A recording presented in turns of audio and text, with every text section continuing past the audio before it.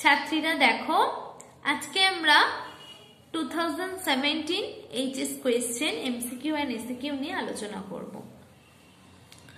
প্রথম প্রশ্ন, লোহার শোষণ বৃদ্ধির জন্য খাদ্যে কি থাকা উচিত? Ascorbic acid. জন্মের সময় একটি স্বাভাবিক শিশুর দেহের ওজন কত হওয়া উচিত? আগের দিনই পড়লাম 2.5 কেজি পার ইয়ার। কিছু কোয়েশ্চেন রিপিট হয়। নেক্সট, হট স্মোকিং পদ্ধতিতে মাছ সংরক্ষণের জন্য প্রয়োজনীয় উষ্ণতা কত? 55 থেকে 80 ডিগ্রি সেন্টিগ্রেড। নেক্সট, একজন প্রসূতি নারীর দৈনিক ফলিক অ্যাসিডের প্রয়োজনীয় পরিমাণ কত? 300 মাইক্রোগ্রাম। যে রোগে ক্যালোরি গ্রহণের মাত্রা নিয়ন্ত্রিত হয় তা কোন রোগ? এই চারটির মধ্যে স্থূলতা। শিশুর মানসিক বিকাশের জন্য কোন খাদ্য উপাদানটি গর্ভবতী মায়ের খাদ্যে থাকা আবশ্যিক? আয়োডিন। কোন প্রোটিন পরিপাককারী উৎসেচকটি অম্ল মাধ্যমে কাজ করে? পেপসিন। নেক্সট, গ্লুকোজেনিক নয় এমন একটি পদার্থ কি? Acetyl CoA. নেক্সট, ভারী শ্রমরত পুরুষের শক্তির চাহিদা কত? 3490 কিলো ক্যালোরি। নেক্সট, নিচের কোনটি লালারসের জৈব উপাদান? Lysozyme, right answer. কোনটা মিশ্র খাদ্য? মাছ, চিনি, ঘি, বনস্পতি। মাছ মিশ্র খাদ্য। চাইনিজ খাদ্যে ব্যবহৃত পদার্থটি কি? Monosodium glutamate.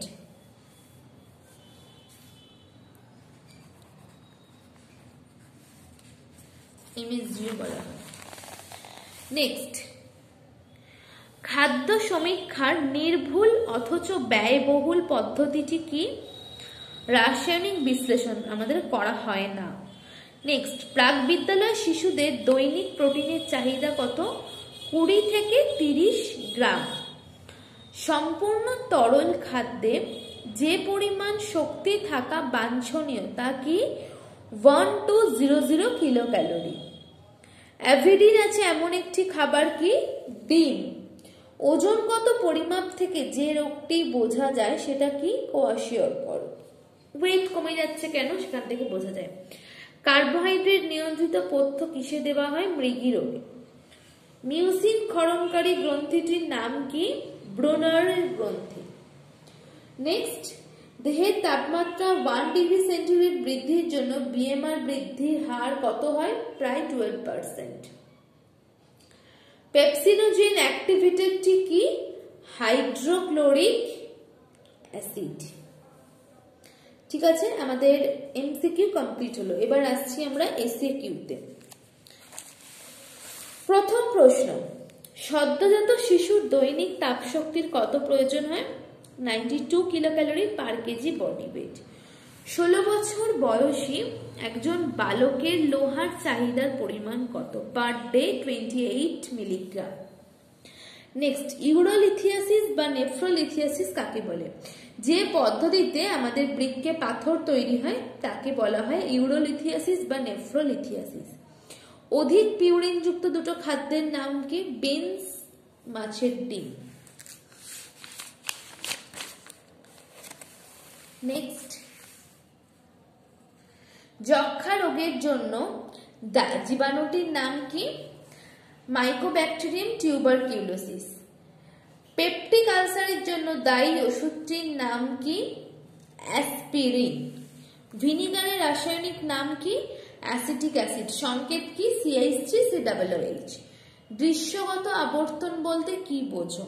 কি না, উজ্জ্বল আলোয় আমাদের রেটিনায় দৃষ্টি সহায়ক যে রঞ্জক আছে সেটা ভেঙে গিয়ে দুটো উপাদানে ভাগ হয়।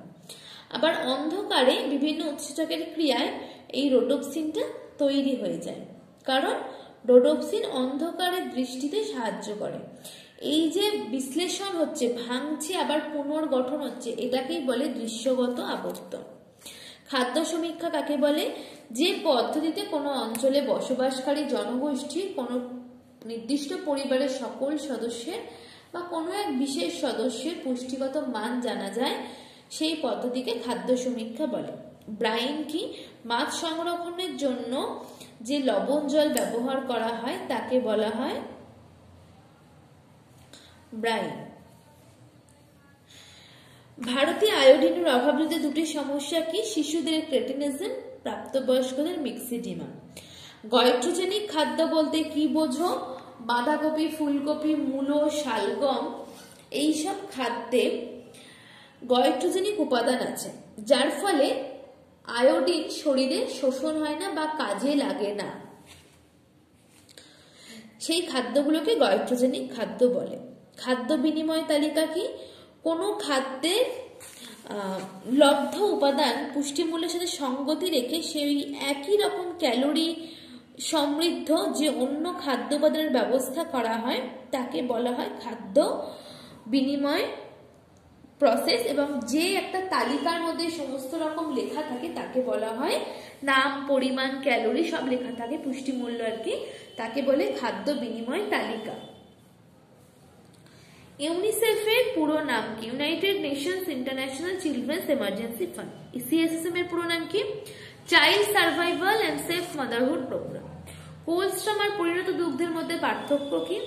কোলস্ট্রাম পরিণত মাতৃদুগ্ধের তুলনায় অল্প পরিমাণ স্নেহ পদার্থ ও অধিক পরিমাণে প্রোটিন থাকে, ফ্যাট কম থাকে, প্রোটিন বেশি থাকে। আর হচ্ছে কোলস্ট্রামে দস্তার পরিমাণ অনেক থাকে, 20 মিলিগ্রাম পার লিটার, আর পরিণত দুগ্ধে হচ্ছে 5.3 মিলিগ্রাম থাকে। আন্ত্রিক রসে কার্বোহাইড্রেট পরিপাককারী উৎসেচকগুলির নাম কি? Sucrase, maltase, lactase.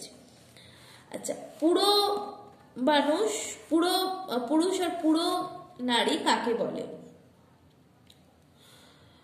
আইসিএমআর 2010 অনুযায়ী পুরুষ হচ্ছেন 18 থেকে 29 বছর বয়সের, নারীও তাই। পুরুষের ওজন 60 কেজি, নারীর ওজন হবে 55। উচ্চতা হচ্ছে 1.73 মিটার পুরুষের, নারীর হচ্ছে 1.61 মিটার। এবং বিএমআই পুরুষের 20.3, নারীর হচ্ছে 21.1। আর দুজনেই কিন্তু কোনো রকম রোগ ব্যাধি থেকে মুক্ত, কর্মক্ষম। নেক্সট, অ্যামিনো অ্যাসিড ভান্ডার বলতে কি বোঝো? অ্যামিনো অ্যাসিডের উৎপাদন ও ব্যবহারের পর যে পরিমাণ অতিরিক্ত অ্যামিনো অ্যাসিড দেহে সঞ্চিত থাকে তাকে বলা হয় অ্যামিনো অ্যাসিড ভান্ডার। নেক্সট কোয়েশ্চেন, গ্লাইকোলাইসিস কাকে বলে?